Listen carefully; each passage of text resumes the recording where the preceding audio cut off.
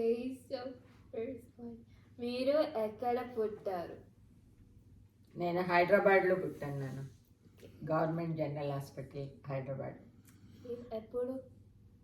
1954 January 28. మీ చిన్నప్పుడు సంగతులు చెప్పండి. చిన్నప్పటి సంగతులు.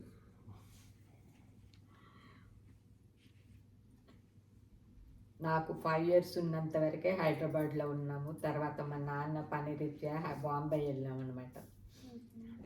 అక్కడ కూడా స్కూళ్ళు చాలా దూరము. అయితే 10 years వచ్చే వరకు కూడా ఏమీ చదువుకోలేదు. ట్యూటర్ని పెట్టి చదివించారు. డైరెక్ట్ 4th క్లాస్లో అడ్మిట్ చేసింది. ఆ సంవత్సరం మొత్తం స్కూల్ ఫస్ట్ వచ్చాను నేను. అయితే మా నాన్న అడిగిండ్రు, ఏం కావాలి గిఫ్ట్ నీకు ఇస్తానంటే, నాకు శాండిల్ కావాలన్నా. అయ్యో పిచ్చు మొద్దు, నువ్వు ఏ బంగారు గొలుసో ఉంగరం అడుగుతావు అంటే చెప్పులా నీకు అన్నాయి. నవ్వేశారు.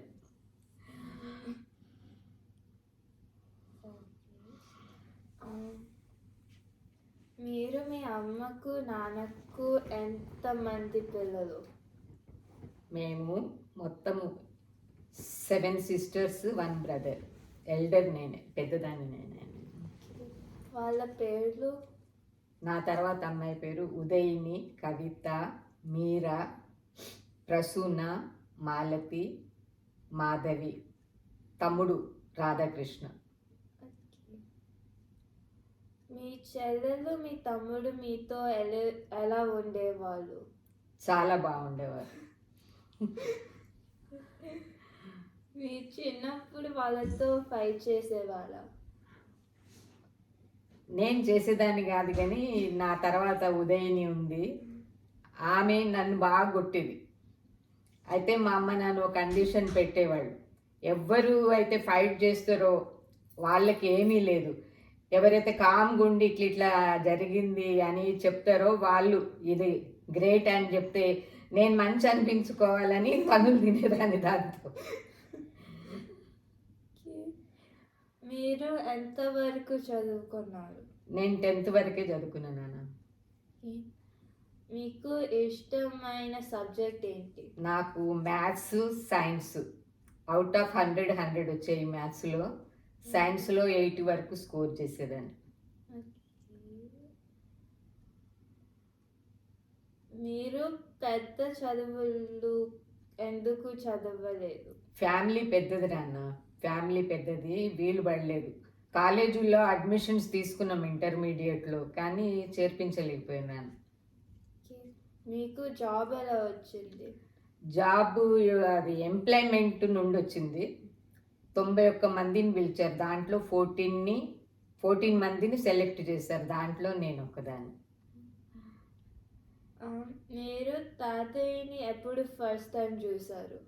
తాతయ్యని ఫస్ట్ 1972 February 17th పెళ్లి చూపులకు వచ్చారు, అప్పుడు చూశాను.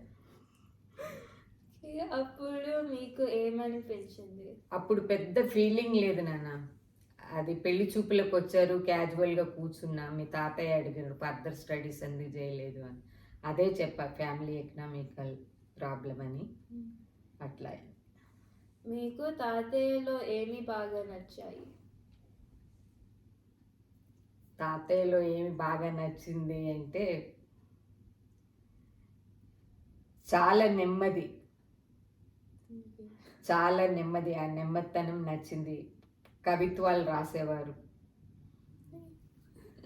ఆ కవిత్వాలు బర్త్డేకి దానికి అప్పుడప్పుడు గిఫ్ట్ ఇచ్చేవాళ్ళు అనమాట రాసి. మీకు అవి ఇంకా గుర్తున్నాయా?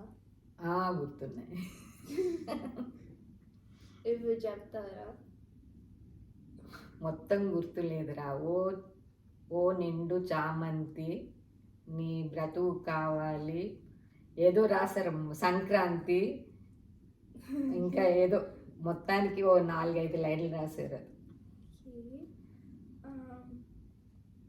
మీరు మీ జాబ్ నుంచి ఏం నేర్చుకున్నారు? జాబ్లో చాలా విషయాలు తెలుస్తాయి నాన్న. చాలా వెరైటీ ఆఫ్ పీపుల్స్ ఉంటారు, వాళ్ళ ఎట్లాంటి జనాలు ఉంటారు, అది ఇది. నా కొలీగ్స్ చాలా వరకు ముస్లిమ్సే, చార్మినార్లో చేశాను స్టార్టింగ్లో. అంతా ముస్లిమ్సే అనమాట. నన్ను చాలా ఇష్టపడేవారు. అసలు నీకు నా నోట్లో నాలుగుందా లేదా ఎప్పుడు మాట్లాడడం అని అనేవాళ్ళు. ఆ, మీరు మీ అమ్మ నాన్నల నుంచి ఏమి నేర్చుకున్నారు? డిసిప్లిన్ రా, చిన్నప్పటి నుండి డిసిప్లిన్. ఎప్పటి పని అప్పుడు చేసుకోవాలి, ఎంత ఉంటే అంతల్నే అడ్జస్ట్ అవ్వాలి, అట్లాంటివి చాలా నేర్పారు నాన్న. అమ్మ ఏం చెప్పలేదు కానీ నాన్న మాకు ఒక మాస్టర్ అనమాట అలాంటి వాటికి చెప్పటానికి. మీకు ఫస్ట్ అమ్మ పుట్టినప్పుడు ఏమనిపించింది? చాలా హ్యాపీ. అప్పటికి 4 years కంప్లీట్ అయింది మా మ్యారేజ్ అయ్యి. ఊరికే నేను ఇట్లా కడుపు నొప్పి అనిపిస్తే అమ్మమ్మ తీసుకెళ్ళింది హాస్పిటల్. ఆ డాక్టర్ చెప్తే నమ్మలేకపోయా. ఆమెకు దేవుడు అనిపించింది. నాకు చాలా హ్యాపీగా ఫీల్ అయినప్పుడు. అమ్మ చిన్నప్పుడు ఏమి తప్పులు చేసేది? తప్పులు ఏం చేసేది లేదురా, బాధ్యతగా పెరిగింది మీ అమ్మ. చాలా బాధ్యత. చెల్లెల్ని చూసుకునేది, ఇల్లు చూసుకునేది. నేను పొద్దున్నే ఆఫీస్కి వెళ్తే చాలా రెస్పాన్సిబుల్గా ఫీల్ అయ్యేది. జూపిని డాల్ఫిన్ చిన్నప్పుడు ఎలా ఉండేవారు? వాళ్ళు కొంచెం అల్లరే, వాళ్ళిద్దరూ అల్లరే. పండుగలకి మీ అమ్మకి 500 ఇచ్చామనుకో, దాంట్లో 250 డ్రెస్ కొనుక్కునేది. వాళ్ళు ఏం చేసేవారు, 500 పెట్టి ఒకే డ్రెస్ తెచ్చుకునేవాళ్ళు. ఇక తప్పనిసరిగా మాకు మళ్ళా డబ్బులు ఇవ్వాల్సి వచ్చేది. మీరు క్యాన్సర్ నుంచి ఎలా బయటపడ్డారు? అమ్మా, మీరు క్యాన్సర్ నుంచి ఎలా బయటపడ్డారు? ఎలా బయటపడ్డారు అంటే మీ తాతయ్య అనే చెప్పాలి. 100% మీ తాతయ్యే. తర్వాత అల్లుళ్ళు కూడా చాలా సహకరించారు. మీ తాతయ్య బాగా చూసుకున్నారు కాబట్టి తొందరగా కోలుకోగలిగిన. మీ ఎక్స్పీరియన్స్ ఏంటి? ఎక్స్పీరియన్స్ అంటే బిడ్డ, అది తలుచుకుంటే నిజమా కలా అనిపిస్తుంది. చాలా స్ట్రగుల్ పడ్డా నేను ఆ ట్రీట్మెంట్ అప్పుడు 1.5 year వరకు కూడా. మీ పాస్ట్లో మీకు బాధ కలిగించిన విషయాలు ఏంటి? ఫాస్ట్లో నాకు ట్రాజడీ అంటే 1981లో మాకు బాబు పుట్టాడు. ఆ బాబు 4 monthsలోనే చనిపోయినారు. అది మర్చిపోలేని విషయం.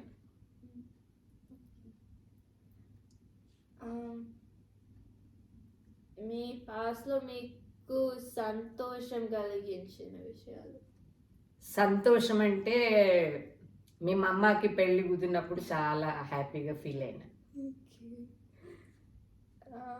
మీకు ఏమైనా ఫ్యూచర్ అంబిషన్స్ ఉన్నాయా? నెక్స్ట్ 5 to 10 years ఫ్యూచర్లో అంబినేషన్స్ అంటేరా, నాకు బెడ్ రిడన్ కాకుండా నవ్వుతూ చనిపోవాలని ఉంది కోరిక, అంతే. ఏవి లేవు ఇంకా కోరికలు. నువ్వేమన్నాడు? నీకేమైనా క్వశ్చన్స్ ఉన్నాయా? మీకు ఏమైనా క్వశ్చన్స్ ఉన్నాయా? నువ్వు అడుగు. నువ్వు అడుగు. నీకేమన్నా క్వశ్చన్స్ ఉంటాయి? నీకేం లేవా? మాకు మీరు ఏం మెసేజ్ ఇస్తున్నారు? మేము ఎలా అడగాలి? మాకు మీ మెసేజ్ ఏమి ఇస్తున్నారు? మాకు ఏం మెసేజ్ ఇస్తున్నారు?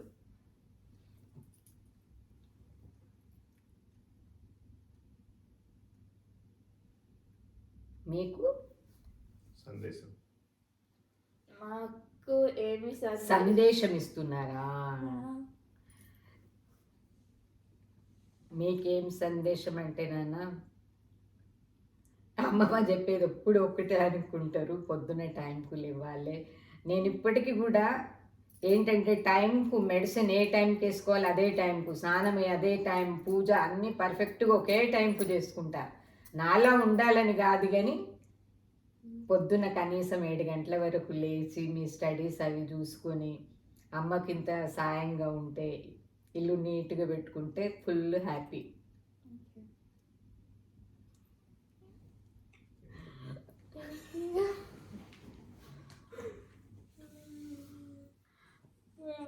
I didn't